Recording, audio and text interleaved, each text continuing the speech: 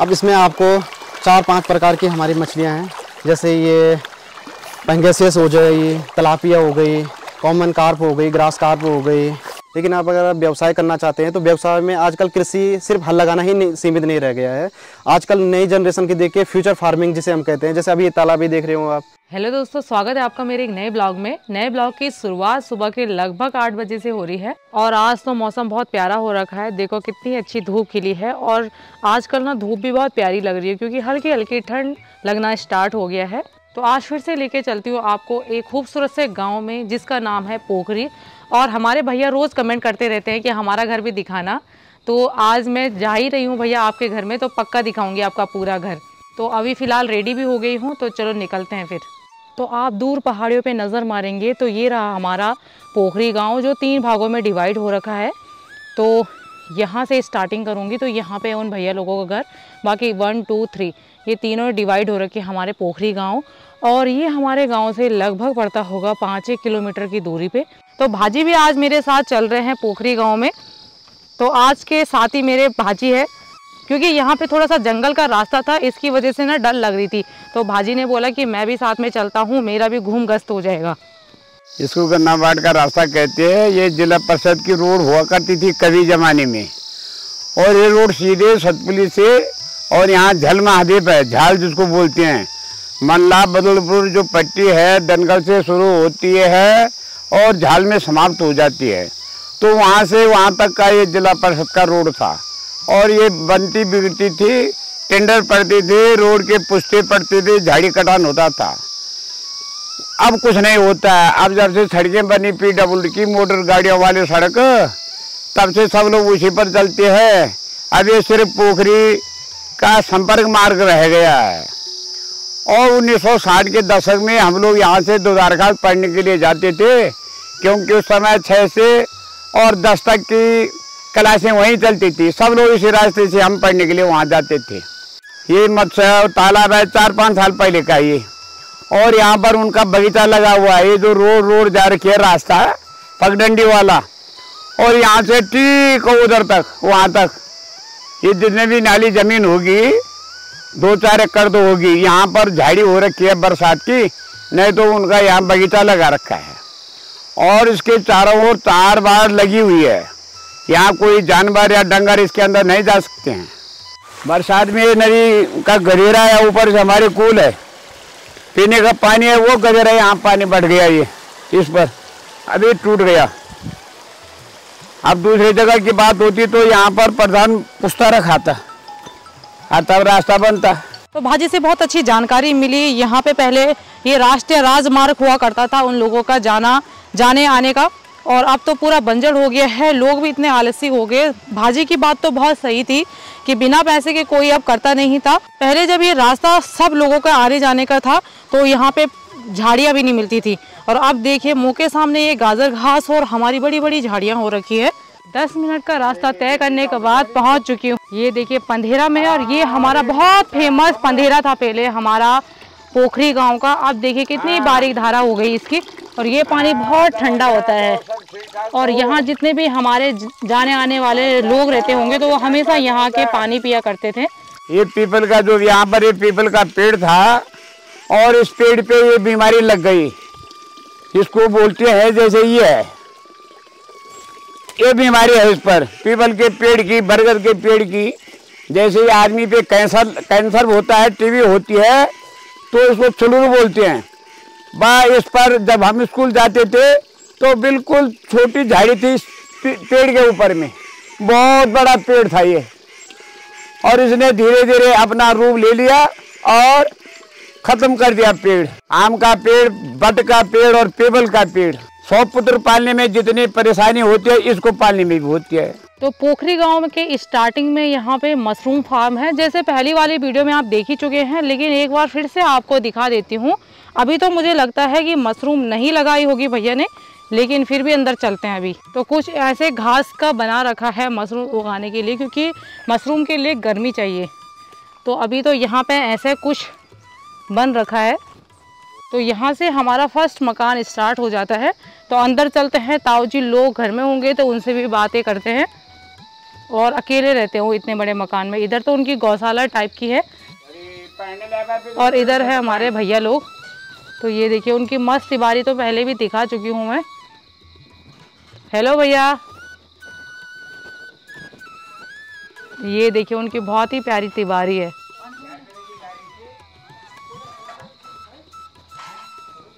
ये देखो हमारी ताई जी भी मिल गई यहाँ पे। एकमात्र ताई जी रहती है यहाँ पे। घास फूस नहीं करना चाहिए कल। मैं दांत ही नहीं पकड़ दूं। अच्छा, मेरे एलर्जी हो जाने बनाते रहे ठीक नहीं, सांस बंद होने परेशानी च ना। अच्छा, अरे बोर बस होते तक से होर में कटन दो घासिया मार लेना तो बोला तर रहेगी घास। तो जिन भैया का कमेंट आ रखा था अभी उनके घर में जा रहे हैं, तो भैया मुझे लेके जा रहे हैं। तो भैया को भी उन्होंने स्पेशल कॉल किया था कि हमारा घर भी दिखवा देना। तो अभी चलते हैं उनके घर की। और यहाँ पे मछली तालाब दिखा भी चुकी हूँ पहली वाली वीडियो में, लेकिन फिर भी दिखा दे। तो जो भैया मुझे डेली कमेंट करते हैं उनका घर ये वाला है। वो घर में तो रहते नहीं है, लेकिन पूरी घास जम रखी है उनके घर के आगे। तो ये रहा हमारा भैया लोगों का घर। पूरा देखो भैया, पूरा घर टूट गया है। घर में आना देखो घास भी पूरी जम गई है। तो भैया जी के द्वारा जैसे जानकारी मिली थी, कारगिल युद्ध में हमारे जो भैया उनके फादर रहे होंगे तो वो शहीद हो गए थे। तो तब से वो दिल्ली शिफ्ट हो गए। लेकिन भैया अपना घर में तो आना चाहिए। देखो पूरी झाड़ियाँ हो रखी है पूरे घर में और मकान भी बिल्कुल टूटने लायक हो रखा है। और देखो भैया आपके पेड़ में ना बहुत सारे मीठे मीठे अमरूद भी लगे हैं। तो अभी तो हम ही खाएंगे, लेकिन आप भी आओ अमरूद लेके जाओ अपने। और भैया लोगों का इस साइड भी है एक छोटा सा कमरा। लेकिन भैया घर की स्थिति बहुत खराब हो रखी है। कोशिश करना कि घर में आओ, अपना घर रिपेयर करो। और पहाड़ बहुत अच्छा है अपना, क्योंकि कभी ना कभी तो छुट्टियां होती है हमारी, हॉलीडे होता ही है। तो घर में आना चाहिए, अपने घर को देखभाल भी हो जाती है और घर में अच्छा भी लगता है। चलो फिर ऊपर की साइड चलती हूँ। और यहाँ पे आपको दिख रहा होगा पॉली हाउस। तो अंदर चलते हैं, वहाँ शायद भैया कामकाज कर रहे हैं तो उनसे बातें करते हैं। तो ये हमारा पॉली हाउस है। तो यहाँ पे ये खुद का ही ट्रैक्टर है भैया लोगों का। तो यहाँ पे बोला कि अभी तो सीजन के अकॉर्डिंग यहाँ पे आलू लगाएंगे। तो गाँव से थोड़ी दूरी पे है एक बहुत प्यारा मंदिर। तो माँ कालिंका का जो ये प्रवेश द्वार है, जो पूरा गेट दिख रहा है आपको, तो वो हमारे स्वर्गीय श्री कुशाल मणि जुयाल जी के नाम पे बनाया गया है। उनके भतीजे का नाम है विनोद जुयाल, जो अभी रिसेंटली में हमारे मल्ला तहसीला में रहते हैं। तो अभी माँ कालिंका के मंदिर में चलते हैं उनका आशीर्वाद लेने के लिए। ये मंदिर हमारी बहुत प्रसिद्ध है। यहाँ से दूर दूर के लोग भी आते हैं और बहुत अच्छी लोकेशन पे भी ये स्थित है यहाँ पे। और यहाँ पे उन्होंने बहुत सारे पेड़ भी लगा रखे हैं, जैसे सेब का हो गया, ये मोर पंखी का पेड़ हो गया और ये भी मोर पंख का पेड़ है। और सबसे मेन प्रॉब्लम क्या है कि लोग यहाँ पे ना गर्मियों के टाइम पे आग लगा देते हैं, तो इसकी वजह से उनका पूरा नुकसान पिछली बार भी हुआ था और इस बार भी देखो। तो यहाँ से अंदर चलते हैं माता रानी के दर्शन करने के लिए। तो अभी तो ताला लगा है तो चाबी लाना भूल गए भैया, लेकिन यहाँ से ही दर्शन कर लेते हैं माता रानी के। तो यहाँ पे मुझे भैया मिल गए। सबसे पहले तो आपका मोस्ट वेलकम मेरे चैनल पे। जो आपने यहाँ पे पूरा पोखरी गांव में मछली तालाब और यहाँ पे फार्म वगैरह जो भी देखा वो सब भैया ने ही कर रखा है, पूरा उनका ही बिजनेस है। तो उनसे थोड़ा सा पूछते हैं कि कैसे उनके मन में ये आइडिया आया और कब से उन्होंने ये करना स्टार्ट किया। सबसे पहले आपका बहुत बहुत धन्यवाद जो आप आज हमारे यहाँ पे आए हैं। और आपकी दर्शकों के माध्यम से मैं आज आपको जानकारी देना चाहता हूँ कि ये जो मेरे पास तालाब की जो स्कीम है या फिश फार्मिंग हुई, ये कैसे यहाँ पे आई और कैसे इसको आप भी इस्तेमाल कर सकते हैं, इसका फ़ायदा उठा सकते हैं। तो सबसे पहले तो जो ये मेरे बगल में दिखाई दे रहा है आपको तालाब, इससे पहले जो तालाब मिलते थे वो ओपन फार्मिंग के रहते थे, यानी कि कच्चे तालाब रहते थे। वो जैसे 100 वर्ग मीटर के हो गए, 200 वर्ग मीटर के हो गए, उनमें पानी की ज़्यादा इस्तेमाल होता था और उत्पादन था वो बहुत कम था।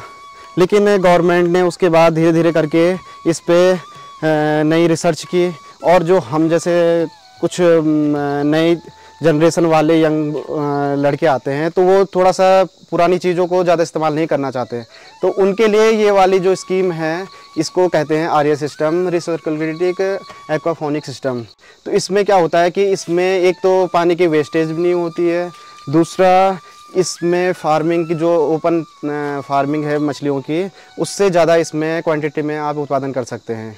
तो सबसे पहले ये यहाँ से हमारा जो पानी फ्लो होता है वो अंदर से पॉन्ड से सीधे यहाँ को निकल के, और हम उसके बाद इसे जो हमारा फिल्ट्रेशन सिस्टम है उसमें स्टार्ट करते हैं। ये सबसे पहला हमारा फ़िल्टर हो गया सैंड फिल्टर। इसमें जितनी भी हमारी जो मछलियों द्वारा उत्पादन जो होता है उसमें वेस्टेज होता है ज़्यादा, जो खाती है चारा, उसके बाद पूरा वेस्टेज इसमें निकालती है। तो यहाँ से फर्स्ट फिल्टर होके इसमें से पूरा जो बारीक कण भी रहते हैं वो पूरा इसमें से फिल्टर होके वो निकल जाते हैं। उसके बाद यहाँ से फिल्टर होके ये पानी आपको बाहर निकालते हुए दिखाई दे रहा होगा। फिर यहाँ से दूसरा फिल्टर हमारा यहाँ पे है, ये यूवी फिल्टर हो गया।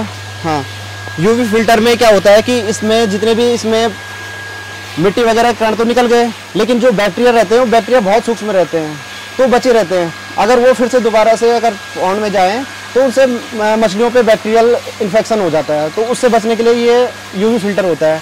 फिर उसके बाद जब यहाँ से पूरा फिल्टर हो जाएगा तो थर्ड फिल्टर ये है, ये समरसेबल का काम करता है। यहाँ से ये पूरा फिल्टर होके पानी फिर वापस रिटर्न होके वही पॉन्ड में चले जाता है, तो ये पूरा रिसर्कुलेटेड सिस्टम होता है। उसके बाद जो फर्स्ट जो हमारा फिल्टर था सैंड फिल्टर, उससे जो हमारा जितना वेस्ट है वो यहाँ पे आ गया है।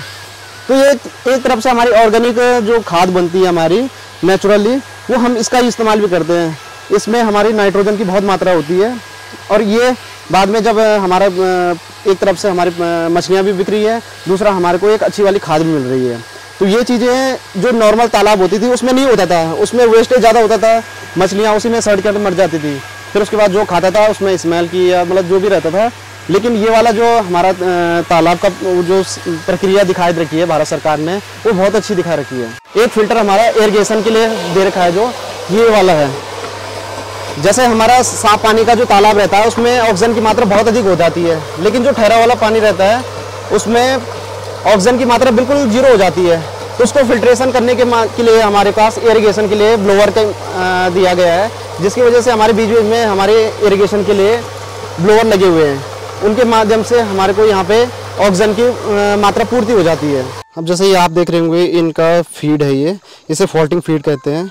इसमें कोई भी वेस्टेज नहीं है हमारा। जैसे कई के लिए सोच रहती है कि मछलियाँ तो कुछ भी खा देती है, तो जो हमारे तालाब में उत्पादित मछलियाँ होती है हम उनको सिर्फ फॉल्टिंग फीड का ही इस्तेमाल करते हैं और उनको ही देते हैं। अब देखिए, जैसे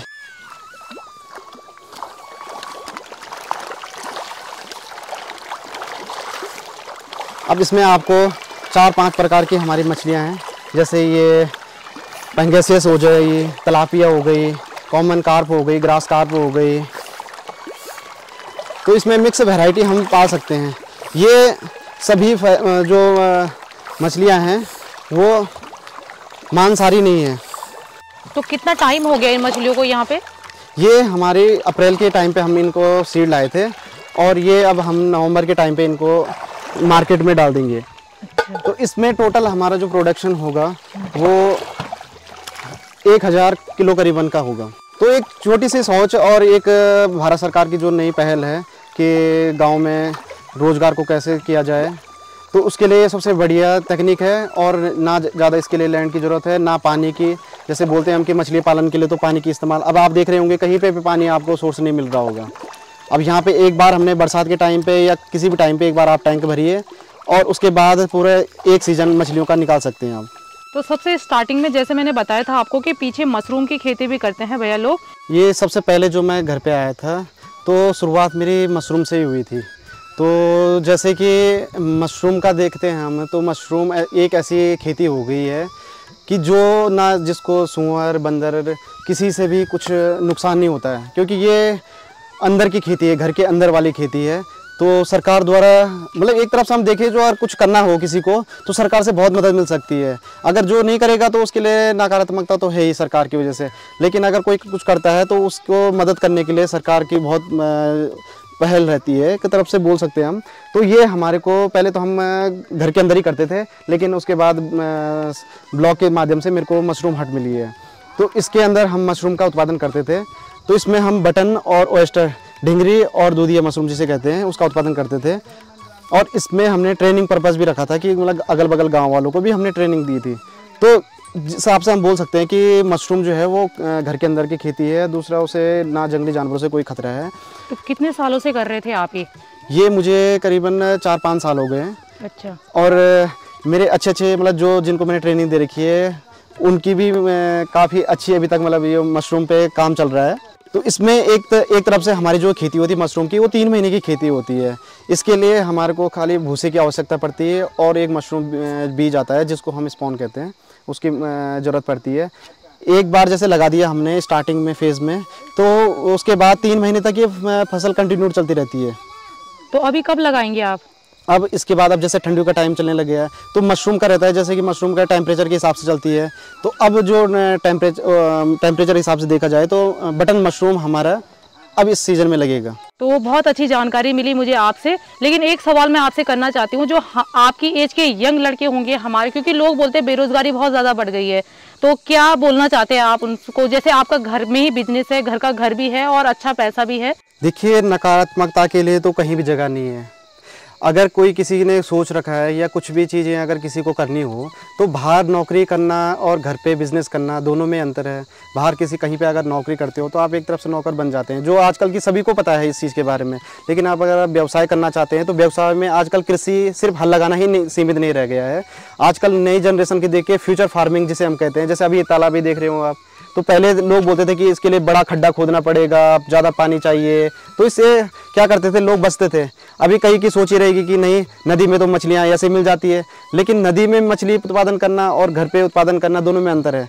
आप नदी में कितने टाइम तक जा पाओगे? ठंडियों के टाइम पे आपको मछली नहीं मिल पाएगी। आप ज़्यादा मेहनत करोगे, उसमें रिस्क भी है, कल को कितनी घटनाएँ होती है। पॉली हाउस की खेती हो गई तो लोग बोलते हैं कि बंदर आ गया, सुअर आ गया, लेकिन उसके अंदर आप आराम से खेती कर सकते हो, उसमें कुछ नुकसान नहीं है। मशरूम की खेती हो गई है तो मशरूम की खेती आजकल ये रहता है कि नया चलन चल रखा है कि कुछ हर किसी को पुरानी चीज़ों से हेरिटेज है, किसी को कुछ पता नहीं है कि मतलब पुरानी चीज़ें कैसे। अब जैसे मशरूम का था, मशरूम पहाड़ों में कौन जानता था? जंगली मशरूम खाते थे, उससे कई कैजुअलिटी भी होती थी। लेकिन अब जब ये चीज़ें थोड़ी मात्रा में सभी चीज़ें सहूलियत से हो गई है, कम टाइम में ज़्यादा उत्पादन, तो उसी को देखते हुए गवर्नमेंट में जो पढ़े लिखे बेरोजगार हैं वो कुछ भी कर सकते हैं, उत्पादन कर सकते हैं। दूसरा, इसमें क्या हो रहा है कि इसमें लागत जितनी लगती है उसमें अगर अच्छा नॉलेज हो, आप अच्छा करना चाहते हो तो गवर्नमेंट से, ब्लॉक से या किसी जैसे पढ़े लिखे जो काम कर रहे हैं इसमें, उनके पास जाइए और उनसे इस चीज़ के बारे में जानकारी लीजिए, ताकि आपको किस हिसाब से अब इसमें दूसरा एक भी, अभी तो सब्सिडी के बारे में बता रहे थे हम, दूसरा इसमें गवर्नमेंट ने ट्रेनिंग पर्पज़ भी रख रखा है कि अगर कोई भी आप काम करना चाहते हैं तो उसमें आपको हर चीज़ के लिए ट्रेनिंग की फैसिलिटी होती है, वो 0 कॉस्ट में होती है। आपको लाने ले जाने के लिए, रहने के लिए, सभी चीज़ों का गवर्नमेंट खर्चा उठाती है। बहुत अच्छा लगा मुझे, थैंक यू सो मच। और मैं उम्मीद करूंगी कि हमारे युवा जितने भी हैं थोड़ा सा आगे बढ़े और ऐसे टाइप का कुछ बिजनेस करे। पोखरी गांव घूम के भी आ गई हूँ और बहुत अच्छा लगा, बहुत अच्छी जानकारी मिली मुझे भैया के द्वारा। उन्होंने यहाँ पे बहुत अच्छा बिजनेस भी कर रखा है, तो बहुत अच्छा लगा। और मैं उम्मीद करूँगी कि हमारे जितने भी युवा लड़के हमारे उत्तराखंड में बेरोजगार है इस स्कीम का फ़ायदा उठाए, ताकि वो भी अर्न कर सके और रोज़गार का रोज़गार भी है। इसमें कोई शर्म की बात नहीं है, बहुत अच्छा बिजनेस है ये। और भैया ने उसका सब बेनिफिट भी बता दिया आप लोगों को कि इतना इतना बेनिफिट है। और अब निकलते हैं घर के लिए, और हमारे भाजी भी लग चुके हैं रास्ते में, अपने गांव में भी पहुंचने वाले हैं। और भाई के साथ तो पता ही नहीं चला रास्ते का, गपशप मारते रहे, पुराने ज़माने की बातें बता रहे थे अपने समय की, कि यहाँ पे पहले इतनी खेती बाड़ी हुआ करती थी और अब तो बिल्कुल सब कुछ ख़त्म हो गया है। तो आज तो भाजी के साथ बहुत अच्छा लगा, बहुत अच्छी जानकारी भी मिली। और जहाँ पोखरी गाँव में हम गए थे वहाँ तो और भी अच्छी जानकारी मिली। आज तो पोखरी गांव घूम के बहुत अच्छा लगा। और आपको वीडियो पसंद आई हो तो कमेंट में ज़रूर बताना। मिलते हैं आने वाले वीडियो में, तब तक के लिए बाय बाय।